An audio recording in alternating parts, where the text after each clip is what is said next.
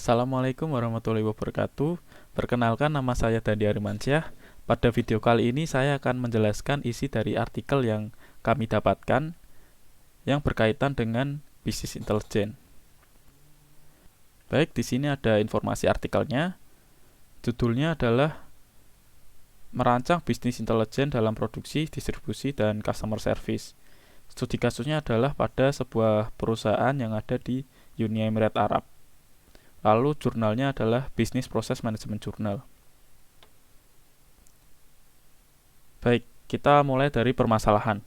Sebelum kita membahas tentang bisnis intelijen dan implementasinya, kita harus tahu terlebih dahulu terkait permasalahan pada studi kasus yang diambil oleh artikel ini. Pada permasalahan ini, saya pecah menjadi 3, bisa dilihat sendiri. Yakni yang pertama adalah penyebab masalah. Jadi, apa sih penyebab permasalahan ini muncul? Penyebabnya yaitu perusahaan NFPC atau National Food Product Company tidak memiliki alat otomatis yang dapat memperdalam tingkat pengetahuan informasi untuk memaksimalkan kinerja bisnisnya. Kemudian masalah apa yang muncul? Yaitu pada artikel dijelaskan bahwa perusahaan NFPC ini tidak mampu menganalisis apa yang diinginkan pelanggannya di masing-masing wilayah. Setelah itu, apa dampak yang ditimbulkan dari masalah tersebut? Dampaknya adalah, dalam beberapa tahun terakhir, NFPC mengalami penurunan pendapatan. Selanjutnya, setelah kita mengetahui permasalahannya, baru setelah itu kita bisa mencari solusi atas permasalahan tersebut. Disebutkan pada artikel terdapat 5 solusi, yaitu yang pertama, membuat data mart dari proses data produksi dan distribusi. Kemudian yang kedua, menampilkan hasil dari KPI berdasarkan laporan tahunan. Kemudian yang ketiga, memvisualisasikan data warehouse menggunakan kubus OLAP. Kemudian yang keempat, menampilkan laporan dari data pada data warehouse. Kemudian yang terakhir, membuat dashboard agar informasi mudah dipahami. Baik, setelah kita tahu solusinya, di sini tujuan dari penelitian ini adalah menemukan solusi dengan memasukkan unsur-unsur bisnis intelijen atau BI berdasarkan indikator-indikator utama yang diusulkan oleh penelitian ini. Jadi di sini kita tahu bahwa solusi tadi yang saya baca tadi yang ada 5 merupakan tujuan atau alasan kenapa penelitian ini dilakukan. Baik, lanjut. Baik, sebelum kita melanjutkan untuk merancang solusinya, di sini kita perlu tahu terlebih dahulu apa itu BI atau Business Intelligence. Definisi dari Business Intelligence adalah pendekatan strategis yang dapat digunakan sebagai alat analisis untuk mengumpulkan dan mengintegrasikan informasi, menerapkan aturan bisnis, serta memastikan keluaran informasi organisasi yang sesuai. Kemudian, apa saja manfaat dalam penerapan BI pada sebuah perusahaan? Manfaat dari BI di sini contohnya adalah untuk menentukan pilihan terbaik dari beberapa kemungkinan dengan cara menganalisa data sehingga kita mendapat waktu yang hemat, memaksimalkan keuntungan, menghemat biaya pengeluaran juga, mengetahui kebutuhan pelanggan, serta membantu manajer untuk meraih tujuan dari perusahaan tersebut. Baik, kita kembali lagi pada studi kasusnya. Jadi setelah kita menemukan solusi atas permasalahan yang muncul, setelah itu kita dapat merancang dan menerapkan BI. Terdapat 4 tahapan BI, di sini bisa dilihat sendiri. Terdapat 4 tahapan untuk mencapai solusi tersebut, yaitu yang pertama sumber informasinya, kemudian yang kedua menentukan data mart, yang ketiga analisis data, dan yang keempat visualisasi dan pelaporan.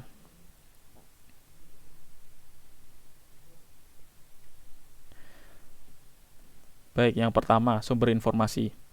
Sumber informasi yang didapatkan dan digunakan untuk BI yaitu berupa database yang berisi data produk, layanan, dan customer. Semisal seperti barang apa saja yang sering dibeli oleh customer, dan wilayah-wilayah customer, dan sebagainya. Kemudian database tersebut diproses menjadi beberapa tabel analisa yang berbeda. Kemudian yang kedua, menentukan data mart. Penelitian ini menggunakan model data star yang berisi tabel yang digunakan untuk merepresentasikan dimensi dan tabel fakta. Peneliti menggunakan beberapa perangkat lunak untuk membantu merancang komponen BI. Berikut daftar perangkat lunak yang digunakan. Ya, di sini ada 5 perangkat lunak. Yang pertama, Pentaho atau Kettle digunakan untuk membantu proses ETL. Kemudian Mondrian digunakan untuk melakukan analisis OLAP. Kemudian yang ketiga, JPivot digunakan untuk membuat pelaporan. Kemudian CDF atau Community Dashboard Framework digunakan untuk membuat dashboard. Kemudian yang terakhir, OFC atau Open Flash Chart digunakan sebagai library untuk membentuk dashboard. Seperti itu. Baik, kembali ke menentukan data mart. Jadi setelah kita mengembangkan komponen BI, setelah itu dilakukan integrasi data, yaitu menghubungkan sumber informasi ke database. Seperti itu.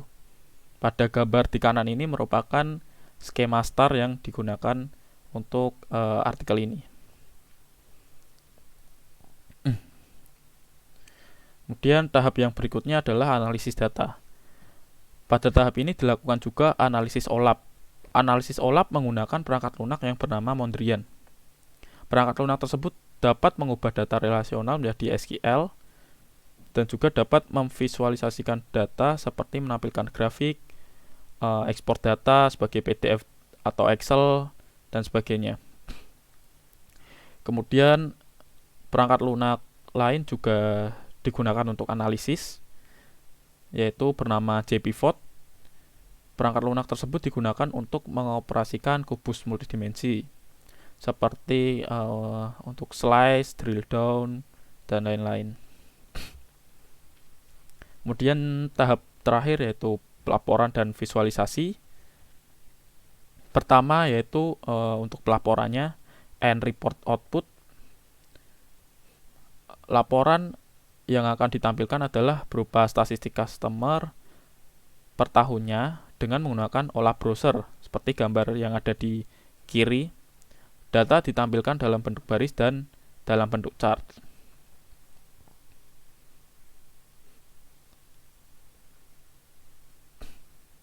Kemudian yang kedua untuk visualisasi ada dashboard.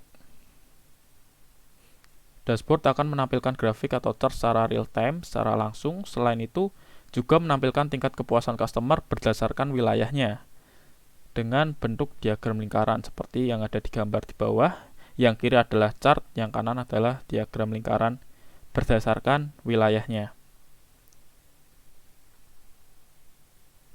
Baik, di sini kita sudah sampai di ujung presentasi, yaitu kita sudah sampai ke hasil penelitian. Berdasarkan hasil analisis yang dilakukan, skema star dianggap paling sesuai dibandingkan skema lain. Karena skema star lebih efisien dan lebih mudah digunakan dibanding skema lain. Selain itu, BI dapat membantu keputusan perusahaan NFPC sehingga diharapkan pendapatannya meningkat. Karena BI dapat membantu membuat keputusan dan memberikan pelaporan dan visualisasi yang berdasar pada data yang mereka dapatkan. Kemudian, hasil penelitian yang telah dilakukan adalah mendapatkan solusi atas permasalahan yang ada. Namun, terdapat hambatan dalam proses pengembangannya, yaitu kurangnya koordinasi dengan perusahaan yang berwenang. Jadi peneliti ini susah berkoordinasi dengan perusahaan yang berwenang, seperti itu. Ya, mungkin sekian dari presentasi saya. Saya minta maaf jika ada salah kata. Saya tutup. Wassalamualaikum warahmatullahi wabarakatuh.